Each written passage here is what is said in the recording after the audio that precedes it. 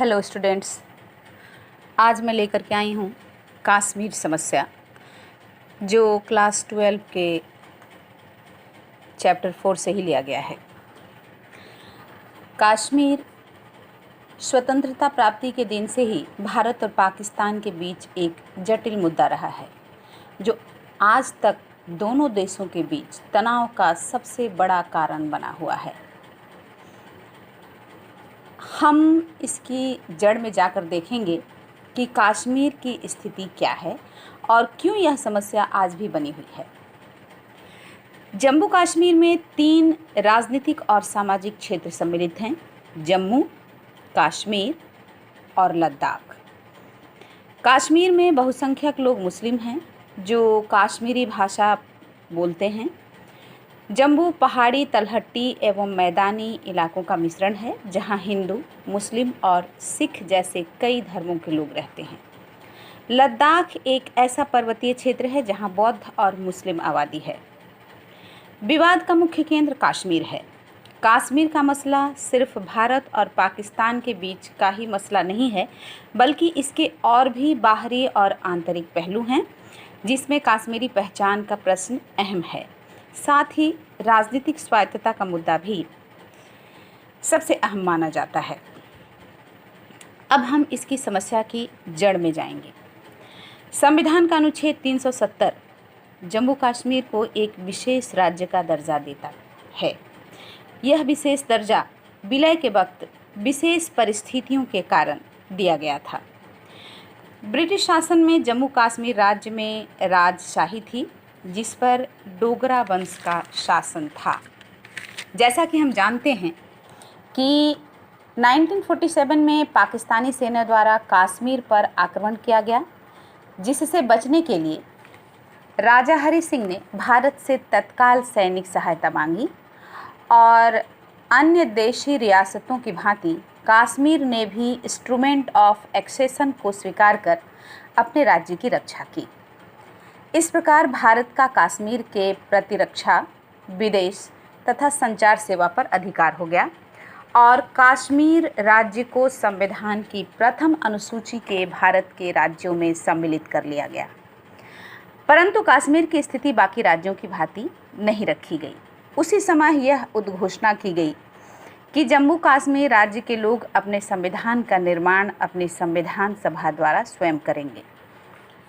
संविधान द्वारा जम्मू कश्मीर को विशेष राज्य का दर्जा दिया गया, जिसकी विस्तृत व्याख्या अनुच्छेद 370 तथा इंस्ट्रूमेंट ऑफ एक्सेशन में किया गया है। अनुच्छेद 370 के अनुसार भारतीय संसद जम्मू कश्मीर राज्य के लिए संघ सूची और समवर्ती सूची में अंकित उन संबंधित विषय पर ही कानून बना सकती है जो इंस्ट्रूमेंट ऑफ एक्सेशन में वर्णित है। अब थोड़ी चर्चा हम अनुच्छेद 370 में वर्णित विषयों का भी कर लें। अनुच्छेद 370 के अनुसार जम्मू कश्मीर का अपना संविधान होगा, जो उस राज्य के संविधान सभा द्वारा निर्मित होगा। संघ सूची और समवर्ती सूची के कुछ ही विषयों पर कानून बनाने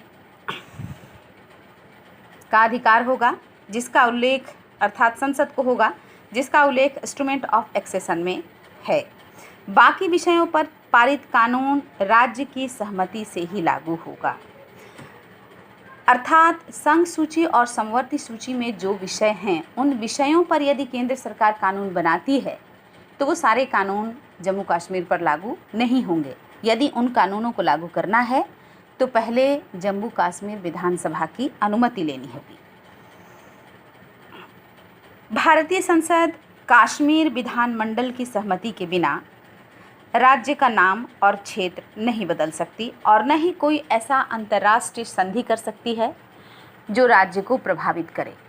इसके साथ कुछ ऐसे विशेष अधिकार जो अन्य राज्यों को नहीं दिए गए हैं, कश्मीर को प्राप्त हैं। अब हालांकि 370 समाप्त हो गया है, इसलिए अब हम इसे था ही समझें। जैसे धारा 352 के तहत आंतरिक अशांति के आधार पर आपातकाल राज्य सरकार की सहमति के बिना लागू नहीं किया जा सकता। भारत सरकार राज्य सरकार की सहमति के बिना राज्य को प्रभावित करने वाला कोई भी निर्णय नहीं लेगी।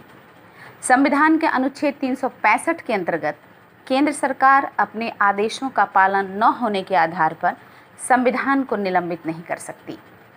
अनुच्छेद 360 यानी वित्तीय संकट जम्मू कश्मीर पर लागू नहीं होगा। संपत्ति का अधिकार अभी भी अस्तित्व में था, जबकि इसे मौलिक अधिकार की श्रेणी से हटा दिया गया था। राज्य के नीति निर्देशक तत्व जम्मू कश्मीर में लागू नहीं होते। संविधान का अनुच्छेद 368 यानी 368 अर्थात संविधान संशोधन यहाँ लागू नहीं होता, क्योंकि इसका अपना अलग संविधान था। कश्मीर में 356 के तहत पहले 6 महीना राज्यपाल शासन लागू किया जाएगा, उसके बाद राष्ट्रपति शासन। कश्मीर के नागरिकों को दोहरी नागरिकता प्राप्त थी, एक केंद्र की और दूसरा जम्मू कश्मीर राज्य की।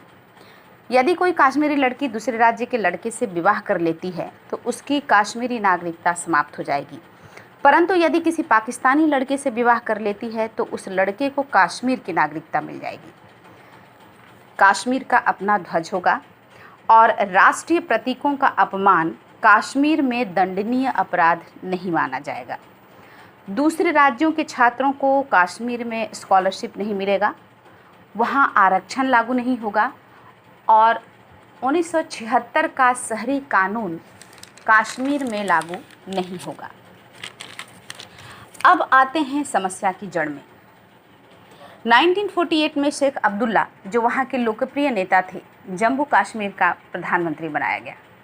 प्रधानमंत्री बनते ही उन्होंने भूमि सुधार की मुहिम चलाई और बहुत से जन कल्याणकारी नीतियों को कार्यान्वित किया।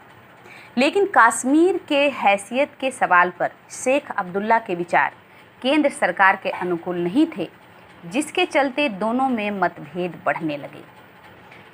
1953 में केंद्र सरकार ने शेख अब्दुल्ला को बर्खास्त कर दिया और उन्हें कई सालों तक नज़रबंद रखा गया। 1953 से 1974 तक कश्मीर पर कांग्रेस का प्रभाव रहा। चूँकि शेख अब्दुल्ला नज़रबंद कर दिए गए थे, इसलिए उनके अनुपस्थिति में नेशनल कॉन्फ्रेंस कमज़ोर हो चली और बाद में कांग्रेस में मिल गई। 1974 में इंदिरा गांधी और शेख अब्दुल्ला के बीच एक समझौता हुआ और शेख अब्दुल्ला पुनः राज्य के मुख्यमंत्री बनाए गए। 1977 के चुनाव में उन्हें भारी बहुमत मिला, परंतु 1982 में उनकी मृत्यु हो गई और नेशनल कॉन्फ्रेंस की कमान उनके बेटे फारूक अब्दुल्ला के हाथ में आ गया। आगे केंद्र सरकार और राज्य सरकार के बीच काफ़ी तनाव रहे। इसके साथ साथ कई समझौते का दौर भी चलता रहा। फारूक अब्दुल्ला को भी जब केंद्र सरकार द्वारा बर्खास्त कर दिया गया तो कश्मीर में केंद्र सरकार के प्रति भारी असंतोष और रोष शुरू हो गया। यदि कहा जाए कि 1980 अर्थात 1980 के दशक से ही वहाँ जनता में प्रशासनिक अक्षमता के प्रति रोष उत्पन्न होने लगा था, तो इसमें कोई अतिशयोक्ति नहीं होगी। 1987 के चुनाव में फारूक अब्दुल्ला मुख्यमंत्री अवश्य बने, लेकिन वहाँ के लोगों ने चुनाव में धांधली का आरोप लगाया और देखते देखते लोगों के तेवर उग्र होने लगे। 1989 आते आते कश्मीर के लोग उग्रवाद की गिरफ्त में जा चुके थे। वहाँ के लोगों को अलग कश्मीर राष्ट्र के नाम पर भी लामबंद किया जाने लगा, यानी अलगाववादी आंदोलन का सूत्रपात हो गया।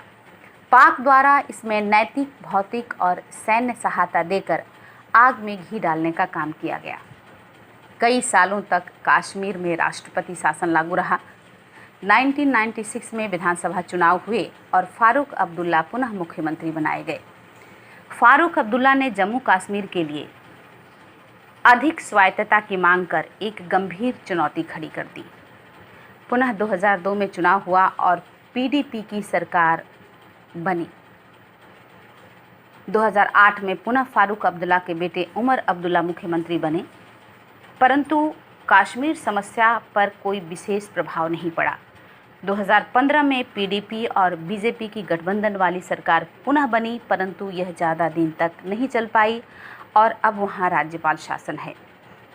कश्मीर की समस्या ज्यों की त्यों बनी रही, परंतु केंद्र सरकार ने एक बड़ा फैसला लेते हुए 2019 के अगस्त में धारा 370 को समाप्त कर जम्मू कश्मीर और लद्दाख को अलग करते हुए दोनों को केंद्र शासित प्रदेश बना दिया है।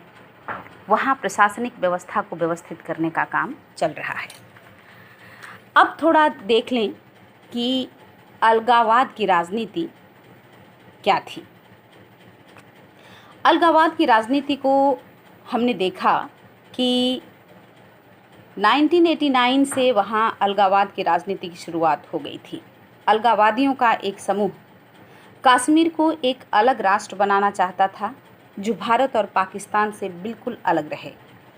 एक दूसरा समूह है जो कश्मीर का विलय पाकिस्तान में चाहता है और एक तीसरा समूह है जो चाहता है कि कश्मीर भारतीय संघ में ही रहे परंतु उसे अधिक स्वायत्तता दी जाए। ये तीनों समूह के अपने अपने समर्थक हैं जो अपने ढंग से अलगाववाद को हवा देते रहते हैं और यही कारण है कि वहाँ के लोगों में इन अलगाववादियों ने कभी एकजुटता का प्रदर्शन करने नहीं दिया, यानी कि लोगों को एकजुट होने नहीं दिया, जिससे आतंकवाद और हिंसा की आग में कश्मीर झुलसता रहा। आरंभ में लोगों ने उग्रवाद का साथ दिया परंतु आज हर कश्मीरी अमन और शांति चाहता है। धारा 370 के समाप्त होने के बाद ऐसा लग रहा था कि बहुत सारी समस्याएं समाप्त हो जाएंगी परंतु विशेष प्रावधानों के समाप्त होने से बेशक कश्मीर भारत के बाकी राज्यों के समतुल्य आ गया है परंतु आतंकवादी घटनाएं अभी भी वहां थमने का नाम नहीं ले रही हैं। जहां तक मेरी अपनी राय है कि तमाम सरकारों ने कश्मीर समस्या का समाधान सिर्फ सैन्य और राजनीतिक दृष्टिकोण से ही करने का प्रयास किया। कश्मीरियों की भावनाएं उनके लिए महत्वपूर्ण नहीं रही जिसके कारण यह समस्या बनी रही। कश्मीर भारत का हिस्सा है और यदि पाकिस्तान कश्मीर की जनता को बहकाने और बरगलाने में सफल हुआ है तो कहीं न कहीं यह हमारी नाकामी है। ऐसा नहीं है कि धारा 370 समाप्त कर देने से सारी समस्या का समाधान हो गया, क्योंकि वहाँ की जनता को इस दौरान जिन समस्याओं का सामना करना पड़ा है उसका कहीं नकारात्मक असर न हो जाए। इसलिए यह ज़रूरी है कि वहाँ के तमाम जनप्रतिनिधि, समाजसेवी, लेखक, विद्वान को साथ लेकर केंद्र सरकार वहाँ की जनता को विश्वास में ले और अपनी नीतियों के प्रति उनके मन में विश्वास उत्पन्न करे। हर समस्या का समाधान सिर्फ शक्ति और सेना नहीं होता, क्योंकि इसका प्रयोग लंबे समय से कश्मीर में होता आया है लेकिन बहुत सकारात्मक परिणाम नहीं निकले हैं। धारा 370 का समाप्त करना सरकार का एक बहुत ही अच्छा और सकारात्मक कदम है, क्योंकि यह भी सच है कि इस प्रावधान के अधिकांश नियम पहले ही समाप्त कर दिए गए थे और बेवजह यह एक सिंबल बनकर कश्मीर को कहीं न कहीं बाकी राज्यों से अलग कर रहा था। 370 के समाप्त होने से वहाँ का आर्थिक विकास भी ज़्यादा प्रभावी ढंग से होगा और बाकी राज्यों की भांति वहाँ भी सामान्य स्थिति बन जाएगी। परंतु इसे समाप्त करने से पहले सरकार ने जो सख्त कदम उठाया उसका कितना सकारात्मक और नकारात्मक असर होगा ये देखना अभी बाकी है। धन्यवाद।